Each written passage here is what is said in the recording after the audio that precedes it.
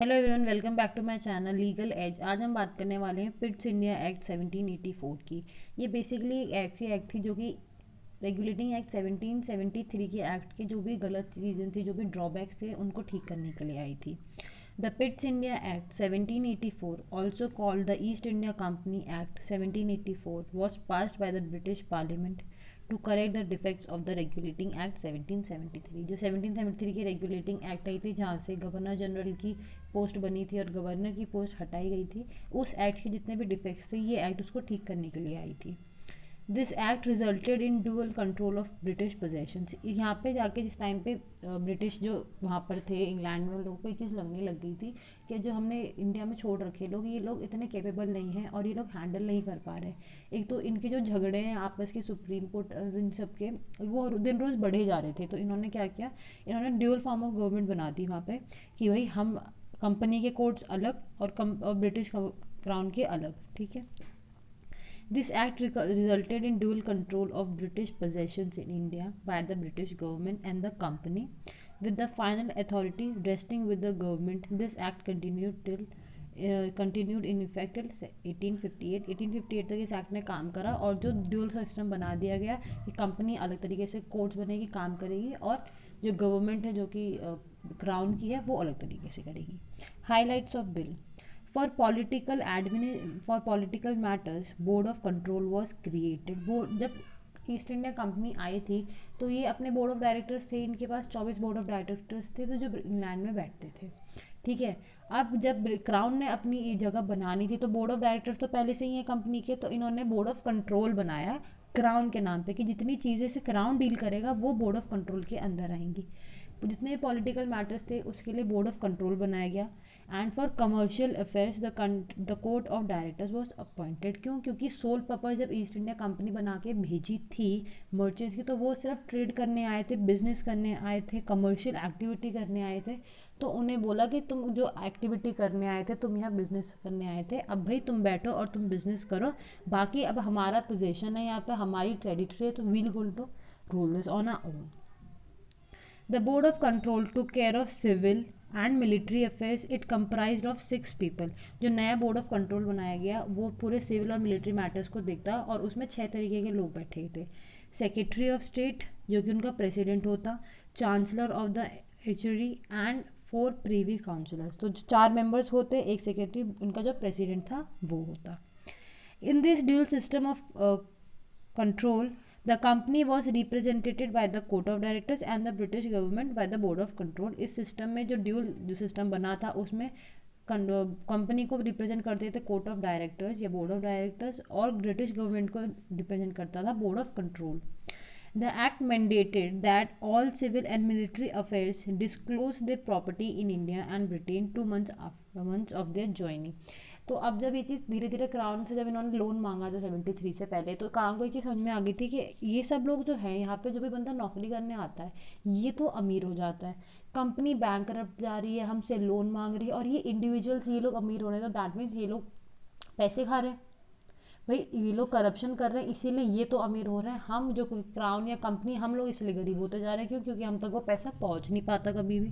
तो इन्होंने क्या करा, इन्होंने वो एक गाइडलाइन दे दी कि अब जैसे कि यूपी गवर्नमेंट ने करा हुआ है, उन्होंने ये चीज़ कही है कि अगर कोई भी गाँव की पंचायत का कोई इंसान प्रधान बनेगा, तो उसका काम होगा सबसे पहले, तो पहले 5 साल की स्टार्टिंग से उसकी जो प्रॉपर्टी है, उसके पास क्या है क्या नहीं, उसको चेक करा जाएगा।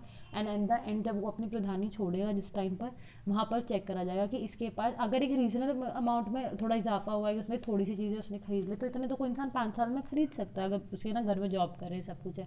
बट एक अलग ही लेवल का ग्राफ ऊपर गया है कि भाई तो इतना तो कमा भी नहीं रहे, जितनी इन्होंने प्रॉपर्टी है, इन्होंने इतना पैसा कर लिया है, तो उसके अगेंस्ट फिर एक्शंस लिए जाएंगे। तो सेम चीज़ इनके साथ थी कि जैसे कोई ऑफिस ज्वाइन करता है अपना इंडिया में या ब्रिटेन में, उन्हें तो अपने 2 महीने में उन्हें अपनी प्रॉपर्टी का बताना होता था कि भाई हमारे पास क्या है क्या नहीं है, कितना है, सब कुछ। The Governor General's Council strength was reduced to 3 members. One of the 3 would be the Commander in Chief of the British Crown's Army in India। जब पहले हमारे governor general Lord Warren Hastings थे, इनके साथ 4 मेंबर थे, bowel, monsoon, clerk, and एक और था, सॉरी मुझे नाम याद नहीं है उनका। तो उस टाइम पे 4 मेंबर्स हुआ करते थे काउंसिल में। इस एक्ट से ये बात बोली कि नहीं, काउंसिल में अब सिर्फ 3 मेंबर्स होंगे। और जब लॉर्ड कॉर्नवालिस ने ज्वाइन करा था ऑफिस, उन्होंने वॉरेन हेस्टिंग के पास, उन्होंने वॉरेन हेस्टिंग को सक्सीड करा था बेसिकली।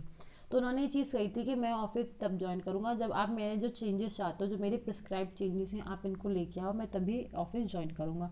तो देवर की उन्होंने बोला था कि मुझे कमांडर इन चीफ बनना है आर्मी का पहले। मैं इंडिया में जो भाई तुम्हारी क्राउन की जो आर्मी है उसका जो मैं कमांडर इन चीफ होना चाहता हूँ। तो उसमें ये पोजीशन तब ऐड करी गई थी, मेंबर्स रिड्यूस करे गए और उनमें से ही बोला गया कि 3 में से ही अब इस साइड में बोला कि चलो ठीक है, एग्जैक्टली गवर्नर जनरल को ना बना के अब हम जो नीचे के 3 मेंबर्स हैं जो उसकी काउंसिल है, उन लोगों को हम कमांडर इन चीफ बना देते हैं। The governor general was given the right of veto. सबसे खराब चीज़ जो रेगुलेटिंग एक्ट आई थी उसमें था कि गवर्नर जनरल को राइट ऑफ वीटो पावर नहीं थी। एंड वॉरेन हेस्टिंग के टाइम पे काउंसिल में 2 टीम्स बनी हुई थी। एक काउंसिल मेंबर और वॉरेन हेस्टिंग एक साइड होते थे, बाकी के 3 मेंबर्स एक साइड होते थे। अब वो 3 मेंबर जब एक साइड हो रहे थे तो वहाँ पे बन जाती थी मेजोरिटी। तो Warren Hasting being governor general, veto power थी नहीं। वीटो पावर का मतलब होता है कि अगर एक आदमी को लग रहा है कि ये जो लॉ बना रहे हैं, जो ये चीज़ कर रहे हैं, उन्हें वो पसंद नहीं आ रही, तो वो वीटो करा सकते हैं, मना कर सकते हैं, उस चीज़ को नल एंड वॉइड कर सकते हैं। ठीक है। आज की तारीख में ये पावर सुप्रीम कोर्ट के पास है। अगर उनको लगता है, सुप्रीम कोर्ट को लगता है जुडिशियल रिव्यू में कि पार्लियामेंट ने कोई लॉ बनाया है और ये सही नहीं है, हमारे फंडामेंटल राइट्स का इन्फ्रिजमेंट होगा इनसे, तो उसके पास वीटो पावर है। वो किसी भी पार्लियामेंट के बने कानून को नल एंड वॉइड घोषित कर सकता है। ये पावर सुप्रीम कोर्ट के पास है। तो सेम चीज़ अब गवर्नर जनरल को दे दी गई थी। और सबसे ज़्यादा गवर्नर जनरल को दिक्कत हो गया होती थी जैसे ही वो एलिजा एम्फे, जो कि पहले सुप्रीम कोर्ट के जज थी, उनके पास कोई भी कानून लेके जाते थे कि भाई इसको ऑफिशियल बनाना है, इसको लॉ बनाना है। अब इन्हें लॉ पता नहीं होता था। वो एलिजा एम्फे तो वैसे ही चिढ़ता था वॉरेन हेस्टिंग से, तो वो कहता था कि अरे नहीं नहीं, ये नहीं हो पाएगा, देखो, और ये तो इस कानून को मना कर देता है, लॉ के उसको मना कर देता है, ये सारी बातें हैं, and I am sorry, I can't help you that. और ये कानून नहीं बन सकता था।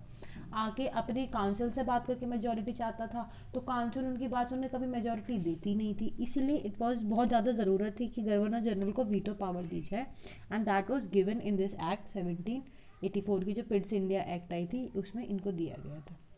इस एक्ट का नाम पिट्स इंडिया एक्ट इसीलिए है क्योंकि उस टाइम पे जो राजा थे इंग्लैंड में, उनका नाम था विलियम पिट, और उन्होंने ये क्राउन की एक्ट थी, तो इसलिए उन्हीं के नाम पे पिट्स इंडिया एक्ट इसको रखा गया।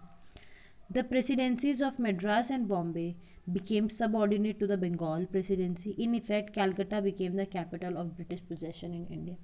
कैलकटा डे वन से बहुत इंपॉर्टेंट टेरिटरी थी इनके पास। जो भी भाई कितने भी इनके पास प्रेसिडेंसी टाउन्स थे, प्रोविंसेस थे, कैलकटा वॉज ऑलवेज अबव हमेशा, क्योंकि पहला मेयर्स कोर्ट वहाँ बनाया इन लोगों ने, सब कुछ है। तो ऐसे करके जो गवर्नर वहाँ पे होना चाहता था जो मेन गवर्नर जनरल को ऑफिस दिया गया वो कैलकटा में दिया गया, और ये बोला गया कि जो मद्रास और बॉम्बे की जो सबऑर्डिनेट्स हैं, जो प्रोविंशियल कोर्ट्स है या प्रोविंशियल एरिया है, वो बंगाल के अंदर आएगा। तो इस तरीके से हम ये कह सकते थे कि जो कैलकटा था वो ब्रिटिशर्स के टाइम पे ब्रिटिश इंडिया का कैपिटल बन चुका था। There were also a secret committee of the 3 directors which had to transmit the orders of the board to India. This secret committee was to work as a link between the board of control and the court of directors. अब भले dual authority तो बना दी, and on the other Indians जो है, जो लोग हैं इंडिया के जो सिटीजन हैं यहाँ पर इलिटरेट हैं। अब आप उनको, एक तो ये लोग समझाना नहीं चाहते थे इंडियंस को कोई भी चीज़, अब उनको आप इतने कंफ्यूजिंग वे में आप कोई चीज़ दे रहे हो, उनको ये समझ में नहीं आ रहा कि हम किसके पास जाएँ। हमें अगर कोई दिक्कत है तो हम कंपनी के कोर्ट के पास जाएँ, ठीक है, गवर्नर जनरल के पास जाएं, या फिर हम सुप्रीम कोर्ट जाएं, या क्या करें। On the other supreme court जिसमें उसका ज्यूरिसडिक्शन नहीं भी है, कुछ नहीं है, हर जगह बैठ के ज्यूरिसडिक्शन दे रहा था सुप्रीम कोर्ट अपना। तो इन लोगों के लिए बहुत ज़्यादा कंफ्यूजिंग थी वो चीज़।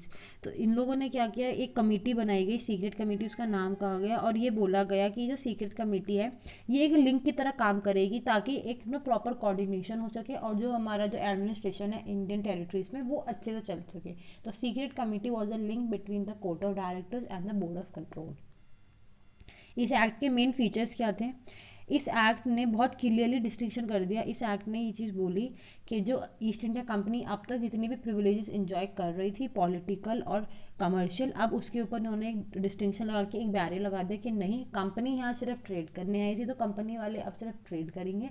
हमारा पोजेशन है, ब्रिटिश पोजेशन है, हम आएंगे और अपने आप पॉलिटिकल और एडमिनिस्ट्रेशन हम संभाल लेंगे। आप भैया ट्रेड करने आए थे, रेवेन्यू संभालो, ट्रेड करो, और आप बस बिजनेस संभालो, आपकी हमें और कोई ज़रूरत नहीं है। For the first time the term British possessions in India was used. क्यों, अब तक इसको कंपनी के नाम से ही जानते थे, अब पहली बार जब ये एक्ट आ गई तो उसके बाद ये बोला कि हाँ ये जो एरियाज है ये ब्रिटिश पोजेशंस है, यहाँ पे ब्रिटिशर्स का कब्जा है, ये उनके कॉलोनियल है। This act gave the British government district control over Indian administration. Obviously एक ब्रिटिश गवर्नमेंट जब डायरेक्ट कंट्रोल ले लिया और कंपनी को बिल्कुल ऐसे साफ कर दिया है साइड में करके, the company became subordinate to the British government, unlike as in the previous Regulating Act 1773, where the government only sought to regulate matters and not to take over. 1773 में रेगुलेटिंग एक्ट पास करके ये चीज़ सोची थी कि भाई हम सिर्फ यहाँ से इंस्ट्रक्शंस देंगे एंड क्राउन उस तरीके कंपनी उस तरीके से वर्क करने लगेगी एंड स्मूथ एडमिनिस्ट्रेशन हो जाएगा। बट जो सुप्रीम कोर्ट था उन्होंने बहुत ज़्यादा ही कलेश फैलाया हुआ था। सुप्रीम कोर्ट और हमेशा से जो काउंसिल थी और गवर्नर जनरल थे, इनके बीच में हमेशा झगड़े रहते थे, हमेशा कॉन्फ्लिक्ट रहते थे। इट वॉज अ टाइम कि ये लोग एक कमरे में दूसरे का स्टैंड तक नहीं कर सकते थे, यहाँ तक चीज़ें पहुँच गई थी। तो अब ब्रिटिश क्राउन ने ये चीज़ सोची कि सिर्फ रेगुलेट करने से कुछ नहीं होगा, इट्स हाई टाइम कि अब हमें टेक ओवर ही करना पड़ेगा, हम ही पूरी तरह से इसको संभालेंगे। This act established the British Crown's authority in civil and military administration of its territory. Commercial activities were still a monopoly of the company. Company के पास सिर्फ कमर्शियल एक्टिविटीज़ थी, बाकी का जो भी पूरा एडमिनिस्ट्रेशन था, सिविल मिलिट्री या कोई भी चीज़ थी इंडिया की, वो सब क्राउन के हाथ में था। That is board of control. इस एक्ट का आफ्टर मैथ ये है, the act was deemed a failure because there was no clarity in the boundaries between the company's powers and the government's authority. ये हमेशा इस बात में ही दिक्कत रह जाती थी कि ये लोग जो भी एक्ट पास करते थे ना, क्लियर एंड कट डिस्टिंक्शन नहीं देते थे, नए कोड एस्टैब्लिश कराते थे तो प्रॉपर ज्यूरिसडिक्शन नहीं बताते थे। इन्होंने सुप्रीम कोर्ट बनवाई बट सुप्रीम कोर्ट का ज्यूरिसडिक्शन नहीं बताया ढंग से, ये उसके एरियाज नहीं डिसाइड करे कि यहाँ तक ज्यूरिसडिक्शन जाएगा वहाँ तक नहीं जाएगा, ये सारी चीज़ें हैं।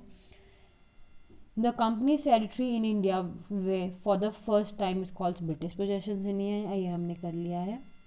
The British government was given the supreme control over the company's affair and its administration in India.